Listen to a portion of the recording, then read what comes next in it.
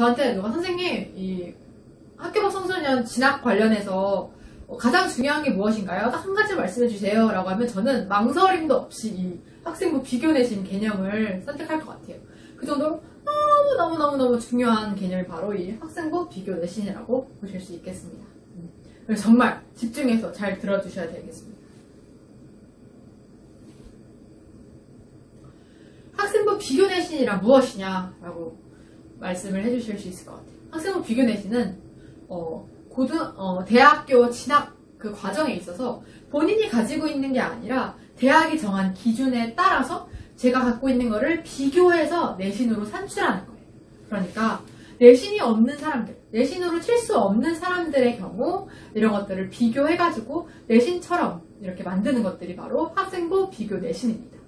왜 이렇게 만들어야 되느냐? 저희는 선발을 하는, 대학이 선발을 하잖아요. 그러다 보면은 이렇게 학생들이 많이 지원을 하면은 이렇게 쫙 일렬로 성적 수준으로 줄 세울 수 있어야 될 텐데 그때 필요한 게 바로 이 학생부 비교 내신입니다.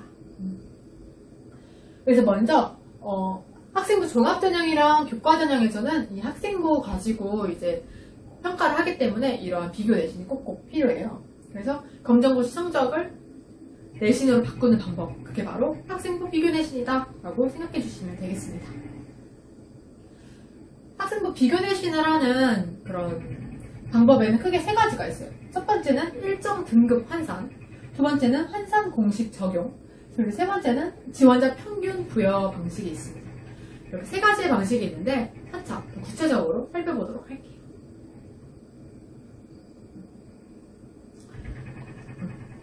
잘 보이시나 모르겠는데 첫 번째 방법은 등급 환산이에요. 그러니까 제가 가진 점수를 이제 대학별로 명시를 해놔요. 기준을. 몇 등급부터 몇 등급까지는 2등급, 몇 점부터 몇 점까지는 B등급 이렇게 해가지고 각 대학마다 정한 기준에 따라서 이런 표 중심으로 제시를 하거든요. 그 기준에 따라서 내가 어떻게 판별되는지를 아는 것, 이게 바로 등급 환산 방법입니다. 그런데 모든 대학이 같은 기준을 적용하고 있으면 너무 좋겠어요. 너무 좋겠지만 아쉽게도 다 제각각 다른 범위를 기준으로 정하고 있습니다. 예를 들어 제가 검정고시 평균이 96점이라고 해볼게요. 96점이면 이 A대학에서는 95점 이상이니까 여기 환산 등급이 3등급으로 들어가게 되잖아요. 그런데 B대학에서는 제가 96점임에도 불구하고 100점이 되지 않아서 96점 이상, 100점 이하여서 4등급으로 들어가게 됩니다. 4등급으로 들어가게 돼서 제가 같은 성적대를 가지고 있어도 이렇게 대학마다 다른 등급을 받게 된다라는 점을 꼭 알아두셔야 돼요. 그래서 본인의 검정고시 성적을 잘 알아두고 그런 다음에 나의 성적을 좀 더 높게 쳐줄 수 있는 대학에 이제 지원을 한다라는 것이 큰 전략이 된다라는 것을 말씀드릴 수 있겠습니다.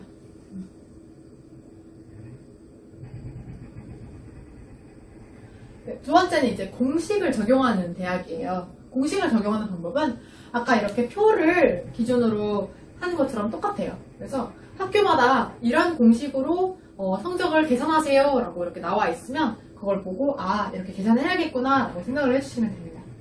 그래서 저도 하나의 그런 예시를 가져와 봤는데 고졸학력 검정고시 성적표상에 점검 평균 점수를 산출하여 반영하세요 라고 나와 있어요. 그래서 400점 만점, 300점 만점, 200점 만점 이렇게 계열별로 다르게 공식을 적용하고 있고 그냥 제가 제 과목 평균 점수를 100으로 나누고 106을 곱해서 288을 더하면 400점 만점에서 이렇게 계산을 할 수 있는 겁니다. 저희만 이렇게 계산을 하는 게 아니라 다른 내신 등급을 가지고 있는 친구들도 이렇게 점수에 맞게 변형을 해가지고 지원을 하게 되는 형태예요. 그래서 모두 다 함께 평가를 할 수 있도록 이렇게 내신을 이렇게 비교 내신을 운영하고 있는 거기 때문에 이런 것들을 좀 잘 숙지하여 두시고 내가 어느 정도에 해당되는구나를 아시면 좋을 것 같습니다.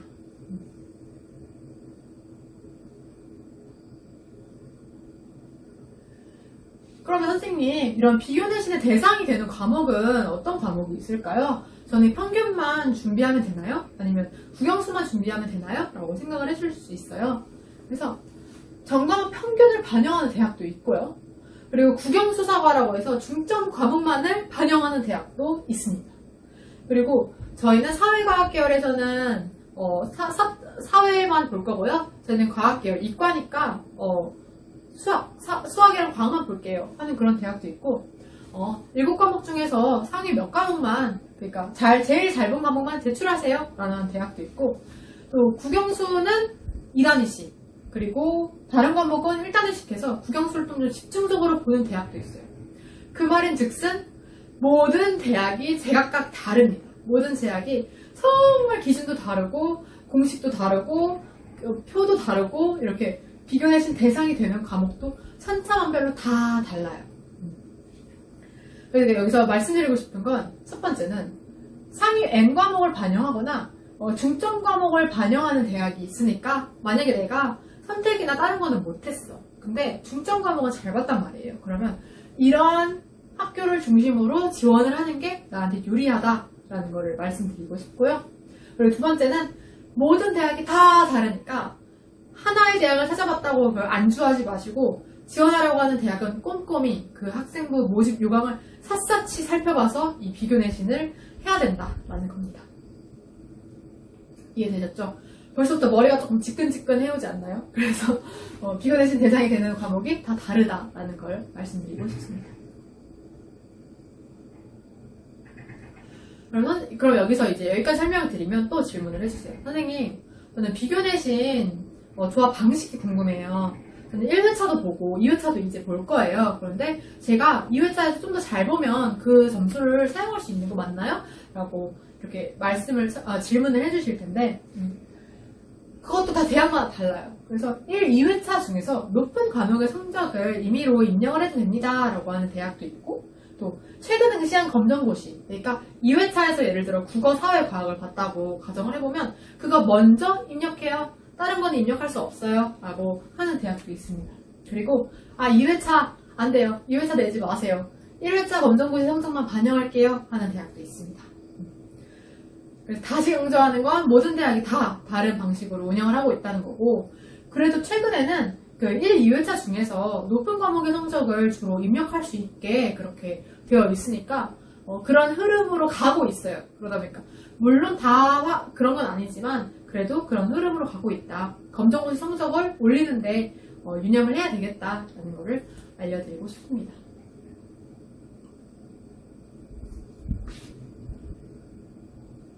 그리고 마지막 세 번째는 바로 지원자 평균이에요. 지원자 평균. 지원자 평균은 성적을 판단할 때 하는 그런 경우는 많이 없고요. 주로 저희가 학생부가 없다 보니까 알 수 없는 비교과 영역, 그러니까 출결이나 봉사활동 이런 거와 관련해서 이제 지원자 평균 방법을 활용하고 있어요. 그러니까 제가 만약에 어떤 학과에 지원을 했어요. 저 말고도 20명이 지원을 했다고 생각을 해보세요. 그러면은 그 20명이 2회 정도 결석을 했다라고 보시면 저도 2회 정도 결석을 했다라고 해서 지원을 하게 되는 겁니다. 그러니까 저와 같이 그 모집단이 지원한 지원자들의 평균 결석 일수를 이제 제가 가지고 지원을 하게 된다라는 말이에요. 그래서 주로 봉사활동 시간, 그리고 결석, 이런 비교과 활동에 지원자 평균을 받는 방식을 활용하게 될 거다라는 점 말씀드리고 싶습니다.